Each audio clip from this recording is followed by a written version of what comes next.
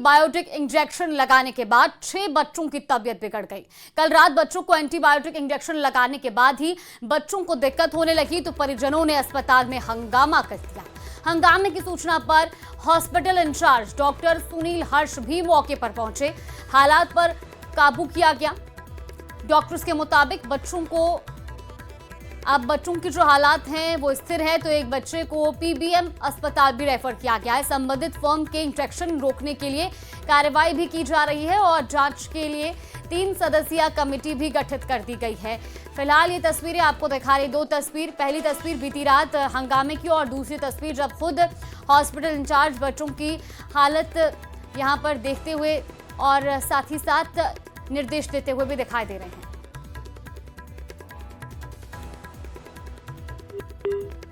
जिला अस्पताल का ये वही वार्ड है जहां रात को बच्चों को गलत इंजेक्शन लगाने की बात को लेकर हंगामा हो गया था। और आप देखेंगे कि मेरे ठीक पीछे ये जो पूरे वार्ड में जो बच्चे लेटे हुए हैं उन्हें एक इंजेक्शन, एंटीबायोटिक इंजेक्शन यहाँ लगाया गया था और जिसके बाद इन सब बच्चों की हालत जो है वो खराब हो गई थी और परिजन जो है काफी परेशान थे, क्योंकि बच्चों को जैसे ही इंजेक्शन लगाया गया तो उनके बाद इन्हें कपकपी छूटने लगी और बच्चे जो है वो रोने लगे। तो स्वाभाविक है कि बच्चे की अगर पीड़ा होगी तो परिजन जो है वो घबराएंगे और इसी बात को लेकर हंगामा हुआ था। परिजन है, उनसे बात करते हैं। जी, क्या हुआ था रात को? इंजेक्शन लगने के बाद 20 मिनट बहुत बुरी हालत हो गई बच्चों को। जी में घबराहट होने लगी, सर्दी लग के बुखार आ गया, सिर में दर्द होने लग गया। इंजेक्शन गलत था, डॉक्टर ने इंजेक्शन गलत लगा दिया, उनके बाद ही ऐसा हो गया। बच्चा पहले सही था। घटना हुई, इंजेक्शन लगा गया, दो जना इंजेक्शन लगा गया, फिर 10 मिनट में 2 दिन चढ़ बुखार चढ़ गया, बुखार चढ़ उल्टियां टट्टियां फिर डॉक्टर टीम आई, फिर 8 तोड़ा भागो हो गया, सगड़ो खिंडा दिया, बिखेर दिया। फिर डॉक्टर आया, इंजेक्शन लगाया, देखभाल करे, फिर थोड़ा सा सही हुआ। सीट पे क्यों बैठते हो जब पता नहीं होता है तो? बच्चों को कुछ हो जाता तो ये जिम्मेदारी ले लेते क्या? कोई नहीं लेता, ठीक है ना? जब हमको बोलना पड़ता है। इतनी तबीयत खराब हो गई थी बच्चों की। तो देखिए, निश्चित रूप से परिजनों का गुस्सा स्वाभाविक है, क्योंकि जब बच्चों की ये हालत हो तो माँ बाप का गुस्सा आना जाहिर है। लेकिन हालांकि चिकित्सकों की तरफ से ये कहा जा रहा है कि इस तरह के एंटीबायोटिक लगाने के बाद बच्चों की कई बार तबीयत खराब हो जाती है। हालांकि अस्पताल प्रशासन की तरफ से अब इस इंजेक्शन को भी यहाँ पर बैन कर दिया गया है और एक कमेटी बनाई गई है जिसमें ये जांच की जाएगी क्या वास्तव में किसकी लापरवाही रही, ताकि उसके खिलाफ कार्रवाई की जाए। लेकिन निश्चित रूप से छोटे छोटे बच्चों के साथ अगर इस तरह की लापरवाही इलाज में होती है तो कहीं ना कहीं अस्पताल प्रशासन पर भी सवाल उठने लाजमी है। बीकानेर से न्यूज़ 18 के लिए विक्रम जागरवाल। तो वही विधानसभा का मॉनसून सत्र 1 सितंबर से शुरू होने जा रहा है।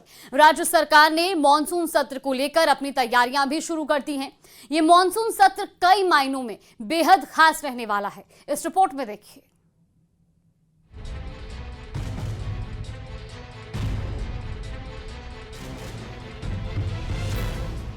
1 सितंबर से विधानसभा का मॉनसून सत्र शुरू हो रहा है। इस बार मॉनसून सत्र हंगामेदार रह सकता है। कांग्रेस सदन में जनहित के कई मुद्दे उठाएगी, जिनमें कानून व्यवस्था, स्मार्ट मीटर और झालावाड़ स्कूल हादसे जैसे मुद्दे उठाए जाने के प्रबल आसार हैं। निकाय पंचायत चुनाव करवाने और किसानों से जुड़े सवालों पर भी जवाब तलब किए जाएंगे। दलितों पर अत्याचार और खराब सड़कों जैसे मुद्दे भी सदन में गूंजेंगे।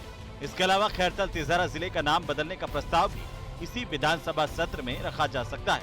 सरकार की प्राथमिकता उन विधेयकों को पारित करवाने की भी रहेगी जो बजट सत्र के दौरान पेश किए गए थे, लेकिन विरोध के चलते उन्हें प्रवर समिति को भेज दिया गया था। अब मानसून सत्र में ऐसे विधेयक पारित कराने के लिए सरकार अपना जोर लगाएगी। इनमें Rajasthan coaching centre regulation bill, Rajasthan भू राजस्व संशोधन विधेयक और राजस्थान भूजल प्राधिकरण विधेयक शामिल हैं।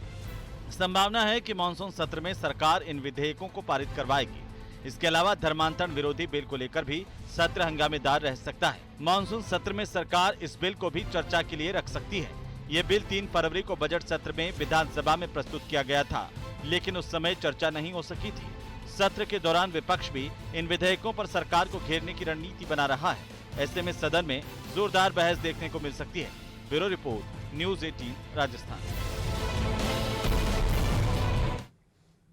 और अब इसी बीच लीग से बड़ी खबर आपको बता दें, बिना अनुमति मस्जिद निर्माण को लेकर जबरदस्त बवाल हुआ है। सरकारी जमीन पर दरअसल निर्माण कार्य करवाया जा रहा था, प्रशासन ने इसे रुकवा लिया है।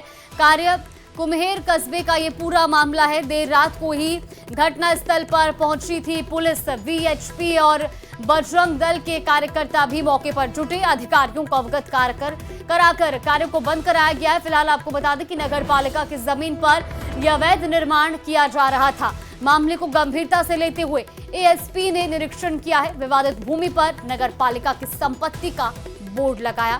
शांति व्यवस्था बनाए रखने के लिए मौके पर पुलिस जाब्ता भी तैनात किया गया है। तस्वीरें भी आपको दिखा रहे, डीग के कुम्हेर का ये पूरा मामला है। तो आपको बता दें कि दरअसल डीग में इस जमीन पर मस्जिद का निर्माण करवाया जा रहा था। बिना अनुमति के मस्जिद निर्माण को लेकर जबरदस्त बवाल हुआ। सरकारी जमीन पर यह निर्माण कार्य करवाया जा रहा था। तो वहीं प्रशासन ने फिलहाल इस निर्माण कार्य को रुकवाया है। कुम्हेर कस्बे का ये पूरा मामला है। देर रात को ही घटनास्थल पर पुलिस पहुंच गई थी, जिसके बाद मौके पर भारी पुलिस बल जाब्ता भी तैनात किया गया ताकि किसी तरह की कोई तनावपूर्ण स्थिति ना बने। साथ ही आपको बता दें कि वीएचपी और बजरंग दल के कार्यकर्ता भी मौके पर जुटे। अधिकारियों को इस पूरे मामले के बारे में अवगत कराकर कार्य को बंद कराया गया। नगर पालिका की जमीन पर ये अवैध निर्माण किया जा रहा था। तो मामले को गंभीरता से लेते हुए एएसपी ने भी निरीक्षण किया है और विवादित भूमि पर नगर पालिका की संपत्ति का बोर्ड लगाया गया। साथ ही शांति व्यवस्था बनाए रखने के लिए मौके पर पुलिस जाब्ता भी तैनात किया गया है। तस्वीरें भी आपको दिखा रहे हैं, ये एक्सक्लूसिव तस्वीरें टीवी स्क्रीन पर। हल्का कुम्हेर से जानकारी ली गई तो इसमें ये बताया गया है उनके द्वारा कि ये जो ज़मीन है ये फ़िलहाल 1641 खसरा नंबर में नगर पालिका कुम्हेर के नाम दर्ज है और उनके द्वारा किसी को इसका आवंटन नहीं किया गया है। तो वर्तमान में ये ज़मीन जो है नगर पालिका कुम्हेर की है और आगे इस ज़मीन के संबंध में जो कोई भी निर्णय लिया जाएगा वो नगर पालिका कुम्हेर के द्वारा ही लिया जाएगा।